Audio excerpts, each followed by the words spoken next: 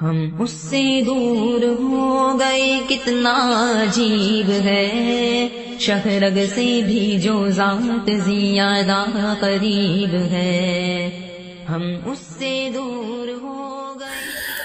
अल्हम्दुलिल्लाह वकफ़ा वसलामुन अला इबादिहिल्लज़ीना इस्तफ़ा अम्मा बाद। क़ाल अल्लाहु सुब्हानहु व तआला कुल्लु मन अलैहा फ़ान। मुसलमानों के अक़ायद में से मुसलमानों को जिन जिन अक़ायद का रखना ज़रूरी है, जिन जिन अक़ायद का होना ज़रूरी है, लाज़मी है, उनमें से एक अक़ीदा क़यामत के मुताल्लिक़ वो भी लाजिम है, ज़रूरी है कि मुसलमान क़यामत के मुतालिक अपने अक़ीदे को पहचाने और उसको जहन में रखें। और इसी तरह जन्नत और जहन्नम के मुतालिक हमारा अक़ीदा क्या होना चाहिए। तो सबसे पहले हम क़यामत को बयान करेंगे। तो क़यामत के मुतालिक दो किस्म का अक़ीदा याद रखो। पहले ये है कि देखो, जब क़यामत आने की तमाम निशानियाँ पूरी हो जाएगी, जितनी भी निशानियाँ हैं, बड़े निशानियाँ, पहले छोटी छोटी निशानियाँ, फिर उसके बाद बड़े बड़े निशानियाँ होंगी। जब तमाम निशानियाँ पूरी हो जाएंगी तो हज़रत इसराफील अलैहिस्सलाम अल्लाह ताला के हुक्म से सूर फूंकेंगे। ये जो सूर है ना, सूर, ये एक बहुत बड़ी चीज़ है। ये जो सिंग है ना, सिंग देखे हैं जानवरों के, सिंग की तरह है ये। इसकी आवाज़ इस कदर डरवानी और सख्त होगी कि उस आवाज़ को सुनकर तमाम मखलूक़ात मर जाएगी और जो मर चुके हैं उनकी रूहें बेहोश हो जाएगी, मगर अल्लाह ताला जिनको बचाना चाहेंगे वो अपने हाल पर रहेंगे। समझ आ रही है? तमाम आसमान ज़मीन फटकर टुकड़े टुकड़े हो जाएंगे। समझ आ रही? ये जो पहाड़ नज़र आने ना, बड़े बड़े पहाड़ है, किटू पहाड़, नंगर पर्वत पहाड़ और हिमालय के पहाड़, बड़े बड़े पहाड़, ये सारे पहाड़ ये जो है रोई की गालों की तरह उड़ेंगे। सितारे टूट कर गिर जाएंगे। सूरज है ना, कितनी रोशनी छोड़ रहा है, ये सूरज बेनूर हो जाएगा। फिर जब अल्लाह ताला को मंजूर होगा सबको दोबारा पैदा करने, तो फिर क्या करेंगे, दूसरी मर्तबा फिर सूर फूंका जाएगा। पहली दफ़ा सूर फूंकने से क्या हो जाएगा, सब कुछ ख़त्म हो जाएंगे। दूसरी मर्तबा जब सूर फूंका जाएगा, इससे फिर सारा आलम दोबारा जिंदा हो जाएगा। समझ आ रही है? मुर्दे जिंदा हो जाएंगे, सब कुछ जिंदा हो जाएगा, यानी जो मर चुके हैं। ये तो हो गया अकीदा नंबर 1। दूसरा अकीदा, जब दूसरी मर्तबा सूर फूंका जाएगा ना, तो फिर क़यामत का मैदान होगा, सब लोग जिंदा हो जाएंगे, इंसान, जिन्नात, फरिश्ते, जो कुछ। ये जब जिंदा हो जाएंगे तो मैदान, क़यामत का मैदान कायम होगा। अब क़यामत के मैदान में सब इंसान जमा होंगे। सब क़यामत के दिन इतनी तकलीफ़ होगी, इतनी सख्त तकलीफ़ होगी कि लोग घबरा जाएंगे। उस तकलीफ़ से घबरा कर पैगम्बरों के पास आ जाएंगे कि सिफारिश करो ताकि हमारा हिसाब शुरू करे अल्लाह ताला। लोग इतने जो है परेशान हो जाएंगे, लेकिन कोई पैगम्बर इसकी हिम्मत नहीं करेगा कि अल्लाह के सामने आ जाए और सिफारिश करें। आखिर में हमारे नबी हज़रत मोहम्मद सल्लल्लाहु अलैहि वसल्लम सिफारिश फरमाएंगे। आप अलैहिस्सलाम की सिफारिश अल्लाह पाक कबूल फरमाएंगे। इसके बाद फिर तराजू देखा इन दुनिया में, तो इस तरह एक बड़ा तराजू होगा। कैसे होगा वो हमारी समझ में अभी नहीं आ रहा, क़यामत के दिन पता चल जाएगा। तो एक तराजू लाकर रखी जाएगी। ये अच्छी बुरी अमाल है ना, इनको वजूद मिल जाएगा, ये उसमें जो है तोले जाएंगे, ये आमाल इसमें तोले जाएंगे, इनका हिसाब होगा। बाज़ लोग बग़ैर हिसाब के जन्नत में जाएंगे। समझ आ रही है? नेक लोग होंगे, उनको नामा अमाल दाएं हाथ में दे दिया जाएगा और वो जन्नत में चले जाएंगे। और बाज़ लोग बुरे होंगे, बुरों का जो है बाएं हाथ में नामा अमाल दिया जाएगा।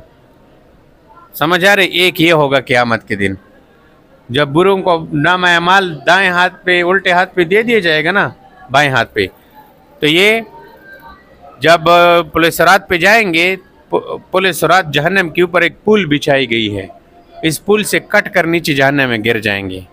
और जिनके पास जन्नत का नाम अमाल होगा वो ऐसे गुजर जाएगा कि उसको पता भी नहीं चलेगा कि पुलिस रात वो क्या चीज़ थी, ऐसे गुजर जाएगा, कोई तकलीफ उसको महसूस नहीं होगी। समझ आ रही? अच्छा, क़यामत के दिन एक और चीज़ भी होगी, वो है हौज़ कौसर। क्या? हाँ, रसूलुल्लाह सल्लल्लाहु अलैहि वसल्लम अपने उम्मत को हौज़ कौसर का पानी पिलाएंगे। क़यामत के दिन सख्त गर्मी होगी, सख्त गर्मी होगी, प्यासे होंगे लोग, तो नबी अलैहिस्सलाम हौज़ कौसर से पानी पिलाएगा। वो पानी कैसा है? दूध से ज़्यादा सफ़ेद और शहद से ज़्यादा मीठा होगा वो पानी। सुबहान अल्लाह। अच्छा, तो मैंने जैसे बता दिया, जन्नत तक पहुंचने के लिए पुलिस रात से गुजरना होगा। हाँ, जो बाल से ज़्यादा बारीक और तलवार से ज़्यादा तेज़ है, तो जो नेक लोग होंगे ना, वो इससे पार होकर आसानी से जन्नत में पहुंच जाएंगे। जो बुरी होंगे वो इस पर से गुजरती हुई कट कट कर दोज़ख में गिर जाएंगे, नीचे दोज़ख है। तो ये तो हो गया क़यामत के दिन। उसके बाद अब जन्नत क्या है कि जन्नती उसमें जाएंगे, दाखिल होंगे, और दोज़ख क्या है कि उसमें दोज़खी दाखिल होंगे। इसके मुतालिक अकीदा देखो, जन्नत पैदा हो चुकी है, ये नहीं है कि बाद में पैदा होगा। जन्नत अभी पैदा हो चुकी है। जन्नत में चैन है, सुकून है, राहत है, किस्म किस्म नेमतें हैं जो मेरे और आपकी समझ में अभी नहीं आती। जन्नतियों को जन्नत में किसी तरह का डर और गम नहीं होगा। ये डर नहीं होगा कि हम जन्नत से निकाले जाएंगे, ये भी गम नहीं होगा कि हमने तो कुछ नहीं किया है। नहीं, कुछ तो किया है, जन्नत में पहुंचा है तू। समझ आ रही है? वला खौफुन अलैहिम वला हुम यहज़नून, न खौफ होगा न गम होगा, और वो इस जन्नत में हमेशा रहेंगे, वहाँ से नहीं निकाले जाएंगे, और न उस जन्नत में वो मरेंगे, न उस जन्नत में उनको बुढ़ापा आएगा। 33 साल की जवानी होगी। समझ आ रही है? वलकुम फीहा मा तश्तही अनफुसुकुम वलकुम फीहा मा तद्दऊन। ऐसे नेमतें हैं कि जो नेमत मुंह से मांगोगे वो भी मिलेगी, और जो दिल में आएगा तुम्हारा दिल में कि यार मुझे तो फलाना, सिर्फ ख्याल दिल में आया कि मुझे फलाना चीज़ मिल जाए, वो मिल जाएगी। अच्छा, जन्नत में सबसे बड़ी नेमत कौन सी है? ये एक सवाल है कि जन्नत में तो नेमतें बहुत सारी है, लेकिन सबसे बड़ी नेमत कि उस नेमत के मुकाबले में सारी नेमतें 2 नंबर पे हो, और उसके अंदर जो मज़ा हो वो किसी चीज़ के अंदर ना हो, तो वो है अल्लाह ताला का दीदार। क्या? अल्लाह ताला का दीदार। जन्नतियों को अल्लाह ताला का दीदार नसीब होगा। इस लज्जत के मुकाबले में, अल्लाह के दीदार के लज्जत के मुकाबले में तमाम नेमतें बेहैसियत मालूम होंगी। अल्लाह पाक हम सबको जन्नतुल फिरदौस अता फरमाए। कहो आमीन। अच्छा, दोज़ख भी पैदा हो चुकी है। दोज़ख भी पैदा हो चुकी है। दोज़ख में क्या है? सांप है, बिच्छू है, किस्म किस्म के अज़ाबात है उसमें। हाँ, अच्छा, दोज़खियों में से बाज़ लोग ऐसे होंगे जो काफिर और मुशरिक होंगे, वो तो जन्नत दोज़ख में हमेशा के लिए रहेंगे, वो तो कभी भी दोज़ख से नहीं निकलेंगे, उन पर जन्नत हराम है।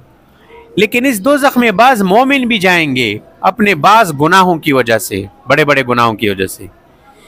तो दोज़खियों में से जिनमें ज़र्रा भी ईमान होगा, वो अपने आमाल की सज़ा काट कर नबियों और रसूलों की सिफारिश से निकल कर जन्नत में दाखिल होगा, हमेशा के लिए जहन्नमी नहीं रहेगा। समझ आ गई बात? चाहे कितना बड़ा गुनाहगार क्यों ना हो, क्योंकि उसके दिल में ईमान तो था ना, उसकी बरकत से वो निकलेगा। और जो काफिर और मुशरिक होंगे उसके मुतालिक ये अकीदा रखना है कि वो हमेशा रहेंगे। ठीक है, उनका पक्का ठिकाना दोज़ख है, और दोज़खियों को दोज़ख में मौत नहीं आएगी। जैसे जन्नतियों को जन्नत में मौत नहीं आएगी, इसी तरह दोज़खियों को दोज़ख में मौत नहीं आएगी। वो सजाएं, वो तकलीफ़ें हमेशा हमेशा होगी। समझ आ रही है? देखो, उम्र भर कोई भलाई कैसा ही हो, कोई नेक काम कैसा ही हो, मगर इंसान का जिस हालत पर खात्मा होता है उसी के मुताबिक उसको अच्छा और बुरा बदला मिलता है। बाज़ लोग ऐसे होते हैं कि जो ज़िंदगी भर अच्छे अमाल करते हैं लेकिन दुनिया से काफिर चले जाते हैं। कोई आखिर में ऐसा कोई काम करता है जिसकी वजह से बेईमान चला जाता है। बाज़ लोग बेईमान होते हैं, आखिर में कलमा पढ़ लेते हैं। ऐसे बहुत सारे वाक़यात हैं। इसलिए अल्लाह पाक से दुआ करेंगे कि या अल्लाह हमारा ख़ात्मा बिल खैर फरमा दे। या अल्लाह हमें दुनिया से या अल्लाह जब हमें दुनिया से जाना हो, यानी हमारी मौत का वक़्त करीब हो, तो या अल्लाह हमको ईमान की हालत में मौत दे देना। या अल्लाह से सवाल करना है, ठीक है, दुआ करनी है अल्लाह पाक से।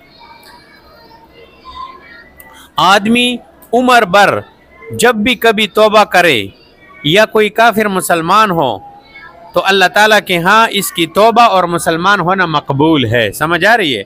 अलबत्ता मरते वक़्त जब इंसान की आखिरी सांस हो, सांस उकड़ने लगे, सांस निकलने लगे और वो बंदा अजाब के फरिश्तों को अपने सामने देख ले, उस वक्त वो कहे कि तौबा तौबा, ये तौबा कबूल नहीं होगा। उस वक्त कहे कि मैं ईमान लाया हूँ, उस वक्त ईमान कबूल नहीं होगा। समझ आ रही है?